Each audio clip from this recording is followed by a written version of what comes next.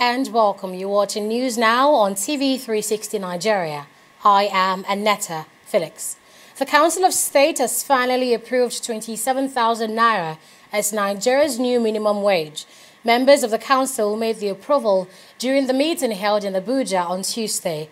The Minister of Labour and Employment, Chris Ngige, however, noted the federal government is chopping the approved amount by 3,000 naira to 30,000 naira for its workers. Ngige says the states are allowed to increase the new agreement as they desire. The government figure matches the same amount approved by the Tripartite Committee on Review of National Minimum Wage. The Council of State also received a briefing from the INEC chairman, Mahmoud Yakubu, who assured of the body's preparation for the polls. The logistics arrangement, recruitment of ad hoc staff, the delivery of materials for the election, and we have fully, and I'm convinced satisfactorily, briefed Council of the readiness of the Commission to conduct elections on Saturday the 16th of February and Saturday the 2nd of March 2019. We don't join issues when partisans make comments. We don't. And this is to be expected on the eve of major elections. It's not peculiar to this commission. It has happened to other commissions before now. We shall focus on the goal of delivering free, fair, and credible elections in 2019. And I want to assure Nigerians that there will be a pleasant voting experience in 2019 and that their votes will count. The trial involving Nigeria's Chief Justice Walter Onogen will continue on January 28th after a judge and the chairman of the Code of Conduct Tribunal rejected the orders of the Federal High Court and the National Industrial Court to suspend the hearing. Onogen, who was absent in court, is facing a 6-count charge of false asset declaration filed against him by the federal government. The CCT chairman, Danladi Umar, says the ruling of both courts is not binding on the tribunal and ruled that all injunctions from federal court, high court is null, void, and of no effect. His statement was backed by another judge of the court despite opposition from another. Meanwhile, the federal government, through its prosecuting counsel, Aliyu Umar, has moved an application that the CJN step aside until the determination of the case. While there, we listened to the tribunal on what to do or what ought to be done. The tribunal gave ruling, as you listened. The chairman gave a ruling saying that the decisions of the Federal High Court, the National Industrial Court, and the High Court of the Federal Capital Territory, the interim orders given are not binding on the tribunal. And in the wisdom of the tribunal, or in the ruling of the tribunal said all those rulings constitute a nullity.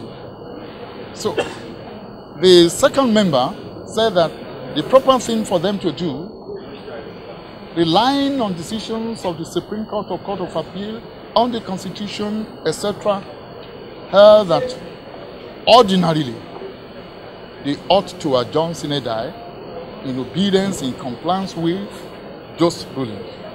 The third member held that she agreed in toto with the chairman of the tribunal. The tribunal said we should go ahead with the application challenging his jurisdiction. You were aware when we raised the alarm that this whole setting here is to achieve one single purpose, which is to illegally remove the Chief Justice of Nigeria from office and install Justice Tanko Mohammed as acting CJN. From day one, we said it. Forget all this abracadabra. From day one. And when we raised the alarm a few days ago, the lying presidency led by President Mohammed denied it, that they have no plan of removing CJN and installing Justice Tanko Mohammed. But all of you saw right inside that court, inside that tribunal, a motion paper that has only 2 prayers, just 2 prayers, that Umar should sit here and tell the CJN to step down, and then Tanko Mohammed should be sworn in. Still on judicial matters, a Kaduna State High Court has adjourned the trial of the embattled leader of the Islamic movements in Nigeria, Sheikh Ibrahim El-Zakzaky, and his wife, Zinat. The Ayaman leader is currently facing trial over allegations of culpable homicide, unlawful assembly, and disruption of public peace, among other charges. He had earlier been denied bail by the presiding judge, Justice Gideon Karada, during his last sitting on November 7, 2018. In the application for bail he filed on June 6, 2018, El-Zakzaky's lawyer, Maxwell Keon, told the court that his client's health had badly deteriorated as a result of injuries he sustained in 2015 and his long stay in the custody of the DSS. He, however, asked for urgent medical attention for him and his wife. At the resumed hearing, the prosecuting counsel, Bayero Debris, said the presiding judge again adjourned the trial to March 25, 2019 to enable El-Zakzaky and his wife get proper medical attention. Meanwhile, the pastor of the Latter Rain General Assembly, Tunde Bakare, has called for respect for the rule of law in all legal matters. The former presidential aspirant referenced the case involving the Chief Justice while calling for respect and adherence to due process in all legal proceedings. I enjoin every Nigerian to put Nigeria first and approach the current matter involving the highest judicial officer of the land without bias, in the interest of justice and accountability, with the objective of institution building and in the spirit of new Nigeria. But please let me add that the prosecutors must themselves operate in accordance with due process, with utmost respect for the independence of the judiciary and in compliance with constitutional provisions on both substantive and procedural matters, knowing that two wrongs, no matter how good they look, two wrongs can never make a right, no matter how well intentioned. This ethos of regard for due process, respect for the rule of law, and reverence for justice over politics is the spirit of the Nigeria of our dreams. On the 2019 elections, the European Union has again restated its commitment to working with the Independent National Electoral Commission, INEC, to ensure the exercise is free and fair. EU observer Maria Arena restated the Union's commitment when she led a delegation of European Union observation team to meet with INEC chairman Mahmoud Yakubu. We, for this time, have 40 long-term observer deployed today in your country, in all the states, and we will have a parliamentary observation mission that will come for the election days. They are colleagues of mine, and we will work together during this period. We will issue 2 preliminary reports after the election days. We will work really strongly with all the stakeholders of this country, with the national observers also, because they are really important and they are deployed in all the states, but we want also work with the international observation mission that will be on this country, African Union, ECOWAS, and all people willing to work with us in this observation mission, of course. There is no doubt that our electoral process is getting better and votes are counting. We will continue to progressively improve our elections and protect the sanctity of the vote. This calls for the support of all citizens and stakeholders. I wish to assure the EU that our preparation for the 2019 general election is on course. We have had a series of very assuring meetings with the security agencies in order to ensure that processes are protected, the right of voters to vote freely is safeguarded, access for observers and the media guaranteed, the election transparent, and the outcome a true reflection of the will of the Nigerian people. In a related report, the federal government has also assured the European Union Election Observation Mission, EU-EOM, deployed to monitor the forthcoming general elections, that the exercise will be free, fair and credible. The Foreign Affairs Minister, Geoffrey Oyema, when Maria Arena also paid a courtesy visit to him, stated this. Oyema said President Muhammadu Buhari would cooperate with the observers and would not let the international community down in the conduct of the elections. We thank very much the European Union for sending this observer mission, and we will put everything at your disposal, so you can very freely speak to whoever you want, go wherever you want, and also make your comments, observations, and we're very willing to to take advice from our friends, and we have excellent relations with the EU, and we thank you very much for all your cooperation, and of course also for your concern. We as a country have a leadership position in the in our sub-region, the West African sub-region. Mr. President is the chairperson of the ECOWAS Authority of Heads of State, and we are very proud that this sub-region in every member state has a democratic government, democratically elected government. I think that so far we have good news coming from the different people that we have met, but we know that the eve of the election, we know that the tension can be something that we have to cope with during all the process, and we hope that we will have this partnership with all the people coming from the ruling party, but also coming from the opposition, to work with and for transparency, because I think that what we need is transparency, and transparency gives trust in the process, and I think that Nigerian people need to have trust in this process.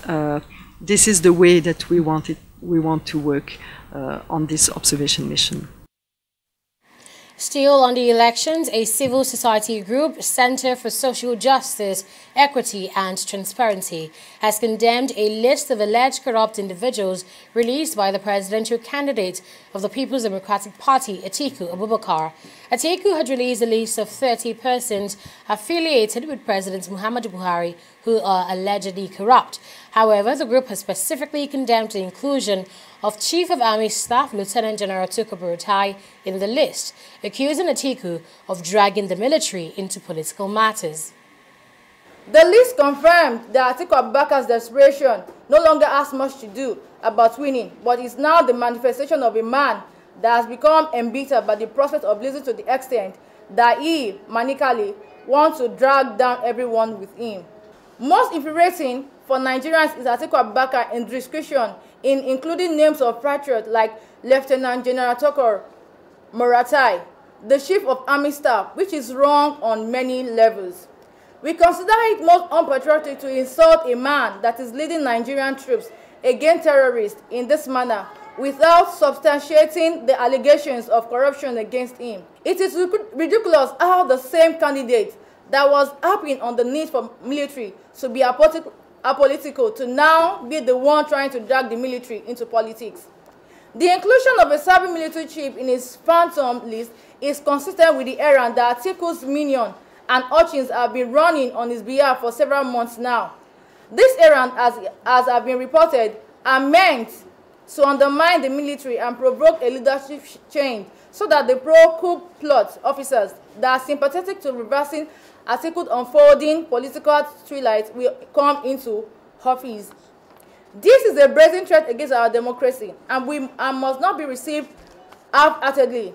Nigerians must rise up across party lines to demand that Atiku contains whatever emotional fallout arising from his imminent loss to himself, and not drag the country down with him. The Civil Society Advocacy and Legislative Center, CISLAC, has asked the new acting IG to be civil in his approach. Adamu appointed as acting IGP last Tuesday following the compulsory retirement of the former IG Ibrahim Idris. Idris stepped down after reaching 35 years in active service. His replacement has already begun some reforms, including the decentralization of the Federal Special Anti-Robbery Squad, but CISLAC wants more from the new police chief. We call on the new Inspector General of Police, Mohammed Adamu, to be non-partisan, fair and neutral and not work for any particular interest, but Nigerians.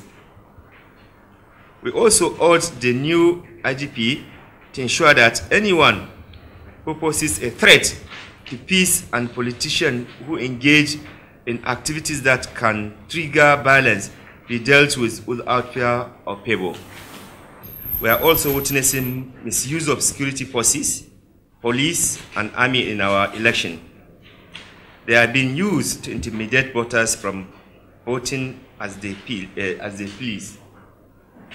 It's important that we keep this at the back of our minds, that this election is very, very critical to the survival of our democracy. INEC has a responsibility to ensure transparency in its management of the elections, and because as an unbiased umpire, it must uphold those principles. And for we in civil society, we are committed to holding INEC to those principles. And they are the principles of transparency, accountability, objectivity, and professionalism. Nigerians must also keep this at the back of their minds, that the success of 2019 elections is not going to be contingent on an individual or an institution. It's going to be contingent on citizens themselves. In the education sector, the ongoing strike by university lecturers will go on for another week after another meeting between the lecturers' union and the government ended in a deadlock. The meeting, which held at the Federal Ministry of Labour headquarters, was to find a lasting solution to the ongoing strike by the university lecturers. While addressing journalists at the end of the meeting, which lasted for about 4 hours, the Minister of Labour and Employment, Chris Ngige, said the meeting will reconvene at the instance of the union. When asked, the union asked the government to commit 50 billion naira to the revitalization of public universities, and Ngige said the aggregate amount involved is beyond 50 billion naira. But the union chairman, Biodun Ogunyemi, says it will consult with members before reaching a decision. We made very substantial progress today. We have gotten substantial agreements in most of the areas. About 7 areas we've tackled and agreed with each other on about 5. Well, if you aggregate the total amount, it might not be 50 billion. It could be more than that, because we are paying in so many compartments. And these are debts for 2009 owed by the Jonathan government. It's not our own debts. 2009 to 2012, yes, we have started defraying the end allowances there. We have also released that 15.4 billion for shortfall in payment of salaries. And we have also agreed today to fund revitalization. We are going to spend some money there. This is irrespective of the fact that government has released from the TET fund account about 163 billion. So we are doing something also in that direction. We have not suspended strike. The strike continues. The discussion will continue at a later date. So we are going back to our members for further consultation. They gave us their reactions to our proposals or our response to their proposals. There were still gray areas that we are trying to sort out. So when we finish discussing those areas, you will know the full outcome. The most critical of all is revitalization. Revitalization is central to our work. Revitalization is central to our work as academics. And unless that area is addressed, members will have issues with ongoing action. You're still watching news now on TV360 Nigeria. We'll be right back after this break. In the last 3 years, we have built a multi-purpose center, which is the envy of all in our constituency. And I can tell you that the people who are living there are already enjoying it. Guy, do you think what this man just said is true? See, I seriously doubt. I'm sure it's one of those their silly lies. And wait, do you know there's a way to find out if these things he's saying is true or not? This is the Construct app. It gives people like us a sure way to track implementation of constituency projects. It gives valid and verified information on location of projects, amounts allocated, amount funded, the level of job done, and even the profiles of concerned legislators. You and I can post directly on this app. Are you serious? This is the go-to app if you want to know how our Commonwealth is being expanded by the government. Wow. Let's even see if what this man said is true. Show me. The Construct app is developed by Other People Nigeria with support from USAID and is available on both Google Play Store and Apple Store. And it's true. Of course, I told you.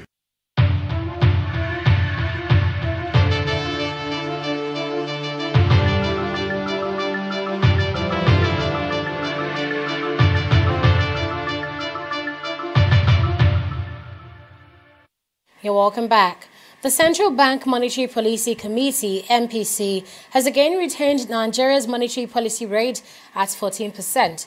The Apex Bank also left the cash reserve ratio, CRR, at 22.5%. CBN Governor Godwin Emefiele made this known on Tuesday while announcing the decision of the committee in Abuja. The MPC has maintained this decision for more than 2 years as interest rates were hiked in July 2016 in order to deal with the rise of inflation during that period. Emefiele says the new rate was approved by all members of the council. The International Monetary Fund says on Monday that Nigeria's economy would expand more slowly in 2019 than previously indicated. The IMF, in its World Economic Outlook update titled A Weakening Global Expansion, revised down the country's gross domestic product projection for this year to 2% from the 2.3% projected in October 2018. It also lowered the economic growth forecast for the next 2 years for the next year to 2.2% from 2.5% it previously predicted. IMF says in sub-Saharan Africa, growth is expected to pick up from 2.9% in 2018 to 3.5% in 2019 and 3.6% in 2020. Oil prices fell by around 1% on Tuesday as signs of a spreading global economic slowdown stoked concerns over future fuel demand. International Brent crude oil futures at $62.09 per barrel, while U.S. crude futures are at $53.22 per barrel. China's state planner on Tuesday warned that the downward pressure on the economy will affect China's job market as failing factory orders point to a further drop in activity in coming months and more job shredding. Let's now take a look at activities on the stock market.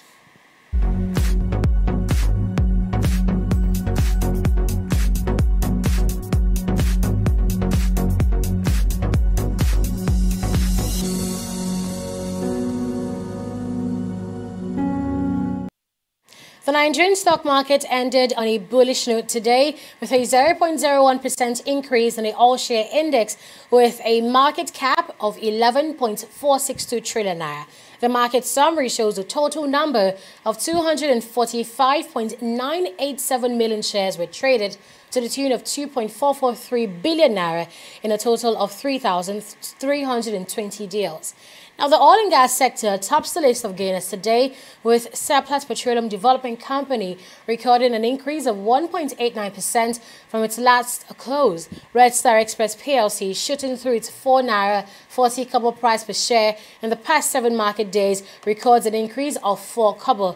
Guarantee Trust Bank, Custodian Investment PLC are also gaining by 9.09%, 1.26% and 5.69% respectively.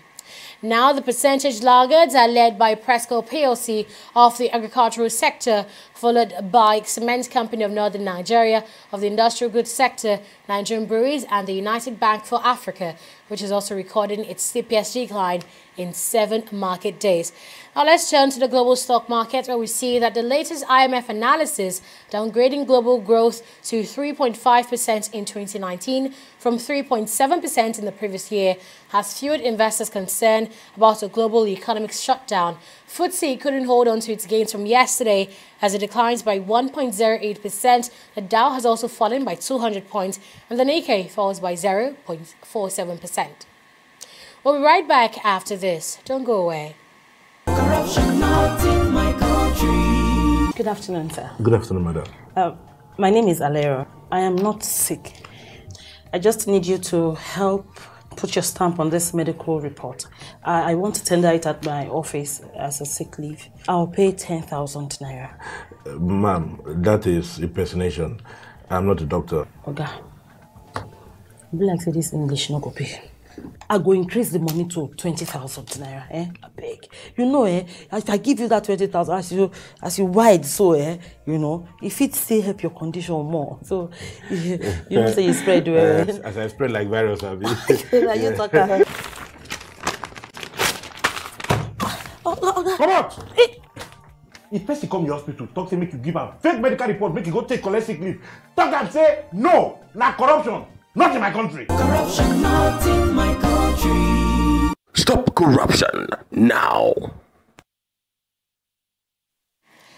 At least 65 people have been killed in a Taliban-claimed attack on an Afghan intelligence base. The new toll for Monday's Taliban-claimed attack in central Wardak province is far higher than earlier figures of 12 dead and comes a day after a day of confusion, with officials giving conflicting casualty numbers to media.